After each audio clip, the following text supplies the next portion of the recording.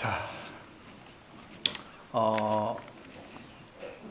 이 땅에 하나님이 세우신 제도가 두 가지가 있답니다. 하나는 교회, 다른 하나는 가정입니다. 국가나 모든 사회 조직은 다 사람이 만든 것이지요. 동창회는 그 학교 출신들이 만든 겁니다. 계모임은 계꾼들이 만든 것입니다. 그러나 교회와 가정은 하나님이 친히 만드신 거예요. 그러니까 순서로는 가정이 먼저입니다. 가정이 확대되는 것이 교회다 이렇게 말해도 될 것 같습니다. 그러므로 가정의 중요성은 아무리 강조해도 지나치지 않다 이렇게 말할 수가 있습니다. 옛 어른들은 가화만사성이라는 말을 많이 쓰셨죠. 네. 그러니까 집안이 화목하면 모든 일이 잘 되더라 그런 거거든요. 그러니까 하나님을 모르고 성경을 모르는 옛 어른들도 가만히 보니까 가정이 잘 되면 이게 잘 되더라는 거예요, 다. 그러니까 집안이 화목하면 밖에서도 일이 잘 풀리더라. 혹은 화목한 집안의 애들은 반듯하게 잘하더라. 이게 보이더라는 겁니다. 그래서 가화만사성이라는 이제 고사성어가 생긴 거죠. 자, 그러나 오늘날 현대에 오면서는 많이 그 풍토들이 바뀐 것 같습니다. 가정의 그 풍토들이 바뀌어졌죠. 원래 대가족이 모여서 어우러져 살던 것이 가정이었잖아요. 이게 다 이제 핵가족화 된 거고, 부모 중심으로 살던 가정이 다 자녀 중심으로 이제 바뀌어진 거죠. 그래서 이 자녀를 기르면서 공부시켜 성공시키기 위해서는 부모는 뭐라도 한다, 뭐라도 하겠다 이렇게 됐던 거죠. 그러니까 완전히 그렇게 되면 부모가 자녀를 위해 존재하는 그런 존재가 됩니다. 자녀가 잘 돼야 노후에 괜찮아 그런 뜻도 포함됐다고 말을 들을 때도 있었습니다. 그런데 최근에 오면서는 또 다르죠. 네, 그렇게 애써서 자녀가 성공을 하면 부모를 알드냐 하면 그렇지도 않더라는 거예요. 늙고 아무것도 남지 않은 부모를 외면하고 돌보지 않더라 이런 얘기들. 그래서 최근에는 자식을 위해 고생해봤자 아무 소용 없다고 생각해 또 바뀌기 시작합니다. 생각이. 이제는 부모도 귀하지 않고 자식도 귀하지 않고 자녀를 안 낳게 되고, 그래서 어떤 부모들은 자녀가 있어도 자기 행복 찾아가고 자녀를 포기도 해요. 그래서 1년에 버림받는 자녀들 가정이 붕괴됨으로 문제화되는 아이들이 수만 명이 넘는다는 통계도 있습니다. 결국 오늘날의 흐름을 가만히 보면 이렇게 말할 수 있죠. 자녀가 부모를 위해 살지도 않고 부모도 자녀를 위해 살지 않는 시대로 가고 있다. 이런 혼란 속에서 우리는 다시금 생각합니다. 그러면 성경이 가르쳐주는 가정이란 과연 뭐냐 이거예요. 하나님 말씀에는 부모도 귀하고 자녀도 귀하며 또 부부도 귀하고요. 다 귀하다는 것이거든요. 그러니까 다 잘 되길 바라시는 거예요. 그러니까 다 잘 되게 하시는 것이 하나님의 말씀이고 그것이 진정한 가정인 줄로 또한 믿습니다. 여러분, 자녀만 있고 자녀만 출세하고 부모는 헐벗고 자기 생활 포기하는 것도 안 되고요. 또 부모만 있고 자녀의 인생을 포기하셔도 안 됩니다. 부모도 없고 자녀도 없고 부부만 또 행복하면 된다? 그것도 아닌 거죠. 오늘 그리스도인의 가정은 부모에게도 복이 되고 자녀에게도 복이 되고 물론 부부에게도 다 축복이 되고, 그래서 다 함께 더불어 주님을 모시고 살아가는 복된 가정, 그 가정이 참 가정인 줄로 믿습니다. 자, 그렇다면 일찍이 지상에 이 가정을 제정하신, 가정을 디자인해 놓으신 하나님의 뜻은 뭐냐는 거죠. 그분이 주신 원리를 좀 파악해 볼 필요가 있습니다. 그래야 원래의 가정의 모습을 회복할 수가 있을 것 같습니다. 그리고 그 안에서 가정의 복을 누릴 수가 있겠습니다. 우리가 성경의 여러 곳에서 그 원리들을 찾을 수가 있습니다. 그런데 어쩌면 가장 구체적인 곳이 아마도 오늘 본문, 즉 에베소서라고 생각이 돼요. 원래 에베소서는요, 5장에는 모든 그리스도인이 다 성령 충만해야 된다, 그게 전제를 합니다. 그래야 능력 있고 가치 있는 삶을 산다는 거죠. 그러니까 우리 기독교 신앙인은 자기 힘으로 신앙을 유지하는 게 아닙니다. 자기 의지로만 되는 것이 아니에요. 하나님의 영, 성령의 도우심을 구하고 성령께 순복함으로써 그 능력을 덧입고 세상을 살게 되는 것이고요. 자, 그런 말씀을 주시고서 그 뒷부분부터는 신기하게도 모든 사람과 사람의 관계들을 설명하기 시작합니다. 즉, 그렇다면 성령 충만한 삶의 풍성한 삶의 증거가 뭐냐라고 묻는다면 바로 사람의 관계가 풍성하고 관계가 반듯할 때 이 사람이 성령 충만한 사람이네 라고 말할 수 있다는 거예요. 그러니까 우리는 서로의 관계 속에서 자신의 성령 충만함을 확인할 수도 있습니다. 내가 어떻게 살고 있는가. 그런데 거기서 맨 먼저 나오는 것이 사실은 아내와 남편의 관계입니다. 그 부부죠. 그 내용의 핵심은 피차 복종함으로 요약될 수가 있습니다. 그리고서 6장으로 바뀌게 돼요. 거기서부터는 또 1절부터는 자녀가 부모를 어떻게 대할 것인가 그 내용이 나오고요. 바로 뒤에 이어서는 이번에는 부모가 자녀와 어떤 관계를 맺을 것인가 그렇게 내용이 나옵니다. 그리고 그 뒤에는 종과 상전의 관계, 그 뒤에 마지막에는 마귀와의 관계도 나옵니다. 즉 마귀는 사귐의 대상이 아니라 대적할 대상이라고 말씀하고 계세요. 그러면서 에베소서가 끝납니다. 여러분 혹시 짬이 되시면 이제 시간 내서라도 이 에베소 5, 6장을 살펴볼 필요가 있습니다. 자, 오늘은 어버이 주일이십니다. 이들 내용 가운데서 6장 초두에 나오는 자녀가 부모를 어떻게 대할 것인가를 다시 한번 보도록 하겠습니다. 자녀들이 부모에게 해야 할 도리와 자세를 가르쳐주는 내용인데요. 1절을 다시 보실까요? 6장 1절 다 같이부터 시작. 자녀들아 주 안에서 옳으니라. 보세요. 이 교훈의 시작은 자녀들아로 시작되죠. 자녀들아. 그러니까 자녀란 부모를 통해 낳은받은 자가 자녀인데 이 세상에 그래요. 부모 없이 태어난 자식은 없죠. 부모와 이별했냐 사별했냐 이건 별개의 문제고요. 그리고 부모가 나에게 잘해줬는가 유산을 남겨줬는가도 별개의 문제입니다. 남긴 것이 아무것도 없을 수도 있고 심지어는 빚을 남기는 경우도 있어요. 그러나 경우가 어떠하든 간에 부모와 자녀라는 사실은 불변합니다. 부모와 자식의 관계는 뭘 해줬느냐 안 했느냐 그 문제가 아니라 그렇게 성립되는 것이 아닙니다. 단지 그 피를 받아 세상에 태어났다는 사실로서 성립이 돼요. 이 관계는 부인할 수가 없습니다. 본문은 바로 그러한 자녀들에게 교훈을 주고 있는 거예요. 너희 부모를 주 안에서 순종하라 이것이 옳으니라. 자, 이 성경의 원문에 보면은 여기에 왜냐하면 이런 말이 삽입되어 있습니다. 원래 왜냐하면 그러니까 순종하라 왜냐하면 이것이 옳기 때문이다. 그런 내용이에요. 그게 옳다는 거예요. 네. 사람이라면 누구나 그렇게 해야 한다는 겁니다. 이 보편적 원리를 말씀하고 있는 거예요. 지금 여러분 잠깐 기억을 되살려 보시면 2012년도 10월에 삼엄한 휴게선을 뚫고 월남한 병사 얘기를 들은 적이 있습니다. 그가 왔는데 아무도 몰라가지고 아군 초소가 두드렸다는 거 아니에요. 나 좀 봐달라고. 이게 노크 귀신으로서 이제 국민을 놀라게 한 사건인데 그 주인공 얘기입니다. 이 사람이 그 뒷얘기인데 이제 이남 왔잖아요. 우리 사람 됐는데 그가 교회에 다니기 시작하고 신앙을 가지게 됐는데 그가 예수 믿게 된 이유가 뭐냐 한다면 10cm 간격으로 지뢰가 깔려 있다고 하는 그 지뢰밭을 무사히 통과해서 그 밤에 왔다는 것 자체가 자기가 볼 때 기적이라는 거예요. 이것은 신이 아니면 하나님이 아니면 할 수 없다고 본 겁니다. 그래서 믿기로 결정을 한 거예요. 그래서 그가 처음 교회 갔는데 교회 가서 보게 된 성경에 대한 느낌을 그가 얘기를 한 것을 보게 되는데 성경을 보니까 거기 부모를 공경하라 도적질을 하지 말라 이런 내용이 있는데 요건 북한에서도 평소 옳다고 여겨지고 가르쳐지는 내용들이라는 거예요. 근데 그게 그대로 담겨 있다는 거죠. 자, 평소 옳다고 생각하는 내용들이 그대로 담겨 있기 때문에 이 책은 그래도 믿을 만한 책이야 라고 마음을 열었다는 거예요. 여러분 부모를 공경하라고 하는 말은 그렇죠. 북한에서나 남한에서나 통하는 얘기 아닙니까? 옛날이나 지금이나 마땅한 거예요. 인간의 도리인 겁니다. 다시 말하면 기본 원리예요. 기본 원리. 여러분 하나님이 창조하신 세상에는 기본 원리들이 있지 않습니까? 연기는 하늘로 올라가고 물은 낮은 곳으로 흘러가고 원리죠. 부모는 자식을 사랑하기 희생하고 자식은 부모에게 효도하는 것이 당연한 원리고 이렇게 됩니다. 그러니까 내리 사랑, 오리, 원리, 효도 그렇게 되는 거죠. 이것이 옳으니라. 이 표현은 부모께 순종하는 것은 사람이라면 마땅하니라 그런 표현입니다. 그러니까 부모를 공경하는 것은 그러니까 믿는 자는 믿지 않는 자나 불신자나 관계없이 다 옳은 일이에요. 다 이것은. 자, 이걸 기억하시고요. 그런데 특별히 우리 성도들에게 주시는 이 말씀을 눈여겨볼 필요가 있습니다. 여기서 부모에게 순종하라는 말 앞에 전제가 있잖아요. 전제가 뭐죠? 주 안에서.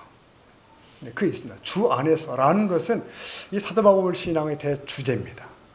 사도 바울은 주 안에서 부름받았고 주 안에서 사도가 되었고 주 안에서 사역했고 주 안에서 주님과 동행하며 살았어요.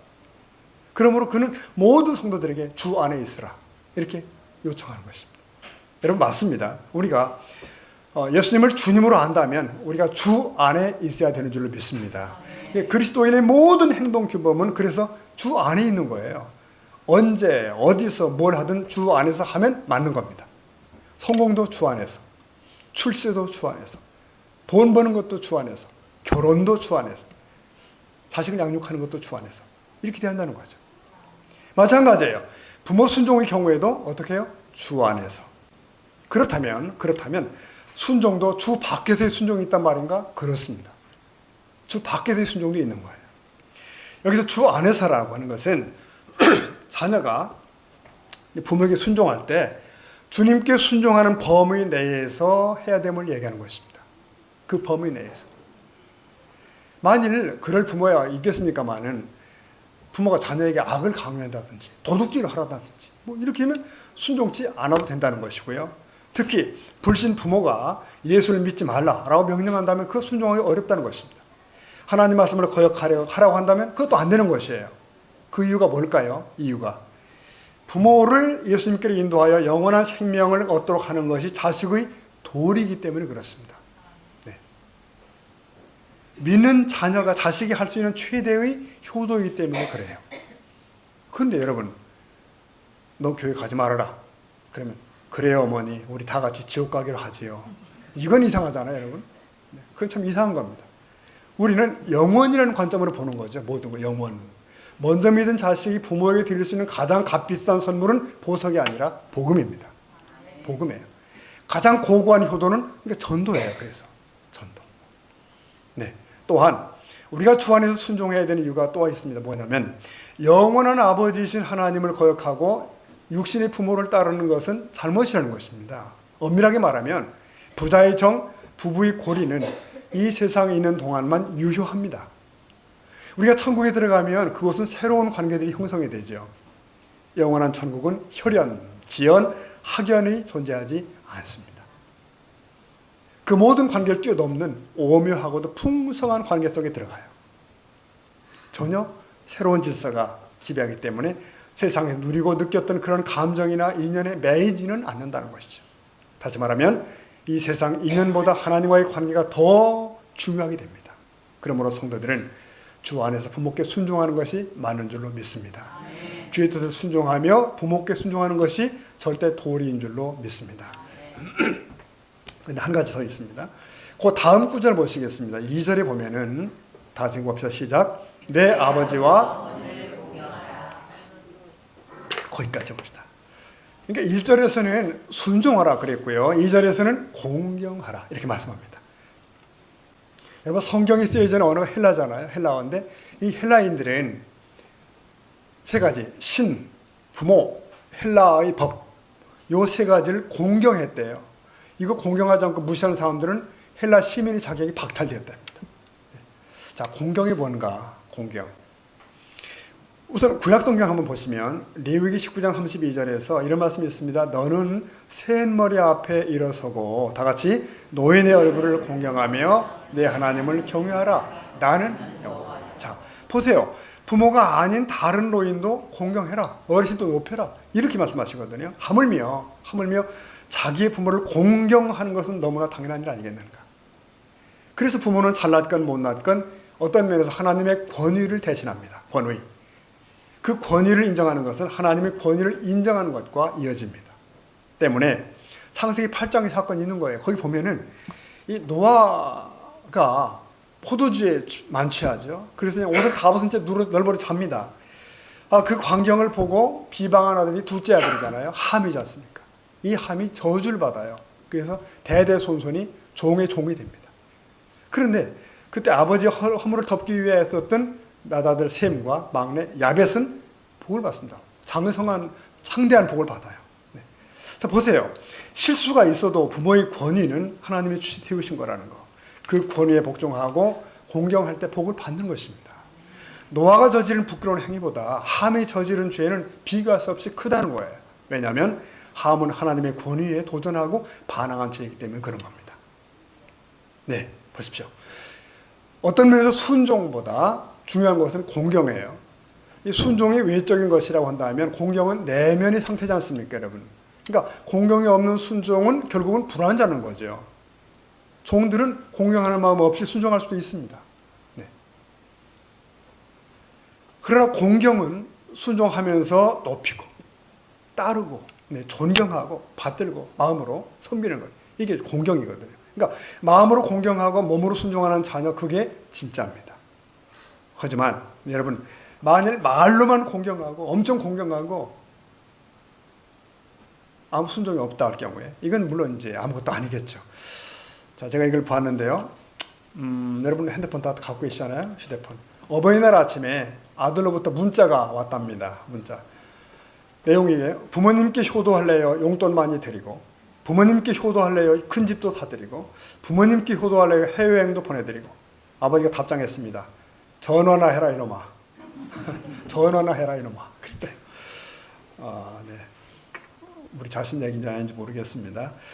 예부터 진짜 효자들에 관해 전화 오는 얘기들이 참 많죠. 그래서 어떤 동네에는 마을 입구에 효자비도 세워져 있어요. 그래서 아무개가 이렇게 했다. 우리 다 그렇게 살해한다. 그런 뜻이죠. 나라님부터 상도 받았다. 뭐 이런 거 있습니다. 조선시대 얘기 하나 하겠습니다. 임금님이 서울을 떠나 개성을 순찰하게 되어 있는데 이 개성에서 난리가 났습니다. 전부 뭐 준비하고 방을 붙이고, 그런데 이제 오랫동안 병석에 누워있던 한 늙은 어머님이 이 소문을 들었어요. 그 아들에게 부탁합니다. 얘, 내가 죽기 전에 멀리서라도 임금님 용안을 봤으면 좋겠다. 그래서 이제 이 아들이 그날 어머니를 통해 업고 50리길을 걸어갔다는 거 아니에요. 가서 길가에 서서 기다려. 임금님이 지나가시고 이제 행사가 다 잘 끝났습니다. 행사가 다 끝난 뒤에 임금님이 명을 내렸어요. 그때 그 노인 어머니를 모시고 그 길가에 서 있던 그 사람 데려오라고. 이제 불러다가 자취정을 쭉 다 들은 거죠. 듣고 나서 너는 정말 효자다. 그 금 100냥과 쌀 한 섬을 이제 하사한 겁니다. 자, 근데 문제는 불효자 한 사람이 또 이제 이 소문을 들은 거죠. 욕심이 동한 겁니다. 그래서 흉내 내기로 해서 얼마 후에 정말 그걸 똑같이 흉내를 낸 겁니다. 그렇게. 왕은 임금님 이 사람 불러가지고 역시 상을 이제 내리도록 한 거예요. 그때 신하들이 이제 간언을 했습니다. 임금님, 그놈은 효도한 것이 아니라 남이 그렇게 해서 돈 받았다는 소문 듣고 어미를 억지로 업고 나온 사람, 이게 벌이 아니라 상이 아니라 벌을 줘야 됩니다. 이렇게 이제 말씀드린 거죠. 그럴 때 임금님이 하신 말씀이 그랬답니다. 효도는 흉내만 내도 좋은 거다. 그러니 상을 줘라. 그렇답니다. 결국은 이 불효자도 그 뒤에 뉘우치고 정말 효자가 되었다네요. 정말. 자, 모처럼 조선시대 얘기했습니다. 여러분. 사랑하는 성도 여러분, 우리의 부모 공경이 진정이라면 뭐죠? 더 구체적이 될 겁니다. 구체적. 네. 그러니까 우리가 부모를 말로만 공경하는 건 뭔가 좀 부족해요. 여러 가지 모습으로 내가 할 수 있는 모든 것으로. 그것이 뭐 감사의 표현이든 물질이든 무엇든.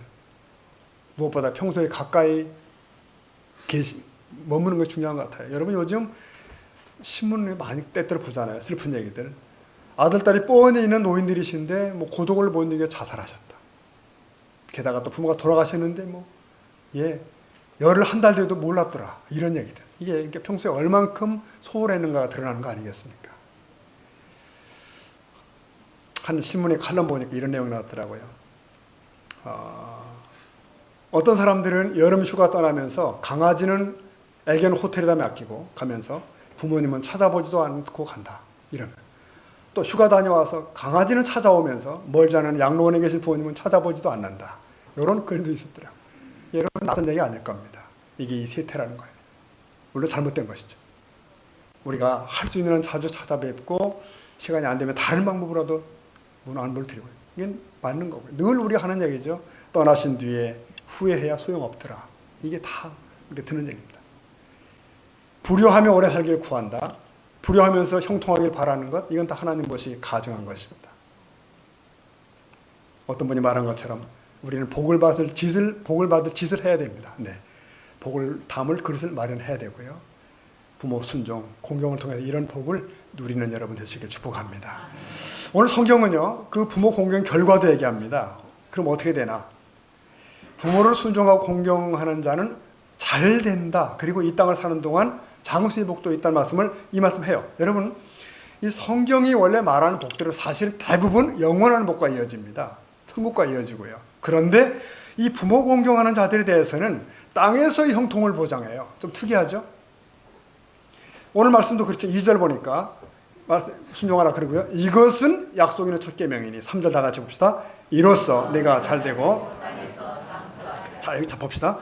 약속 있는 첫 계명이 무슨 말이죠? 약속이 매달려 있는 계명이라는 거예요. 어떤 약속? 그 뒤 내가 잘된다. 그 다음 장수한다. 그런 내용입니다. 그러니까 보장에 따라 붙어 있는 계명이라는 거예요. 여러분, 최근에 우리가 이스라엘 백성에게 주신 십계명을 했지 않습니까? 거기 제5계명이 내 부모를 공경하라. 기억나시죠? 이 계명이 살인하지 말라, 간음하지 말라, 도적질하지 말라, 그보다 앞에 나와 있는 거예요. 우선순위에 앞에 있습니다. 그러니까 이 5계명이 효도가 모든 윤리의 인간관계의 기본이라는 뜻이 아니겠습니까? 근간이라는 뜻이죠.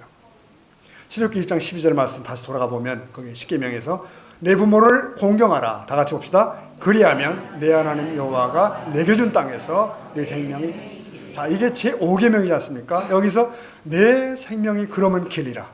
이게 보너스예요. 그러니까 장수하리라. 이게 약속입니다.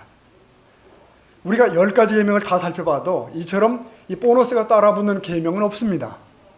예, 다시 오늘 살펴보십시오. 그거 아니에요. 그럼 여기 붙어 있어요. 그만큼 하나님께서는 우리 인간 사회에 이 계명이 세워지기를 원하신다는 거예요.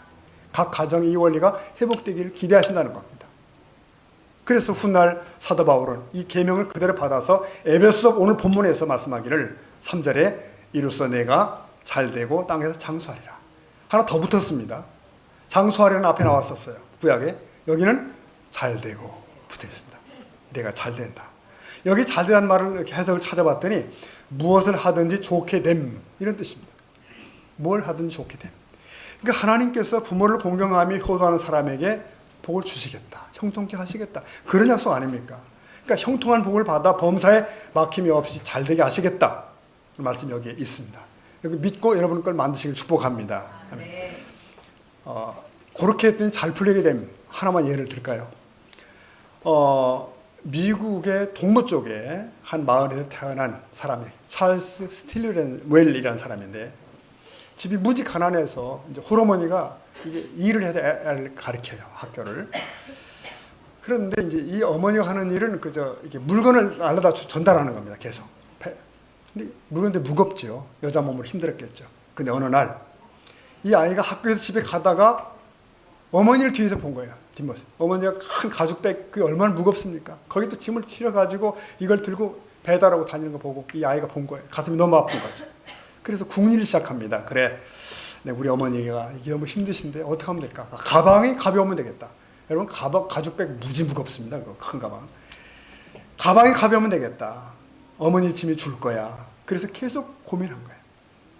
그러다가 이 아이가 이제 질긴 종이로 큰 봉지를 만들고 맨 위에 튼튼한 손잡이를 다른 거예요.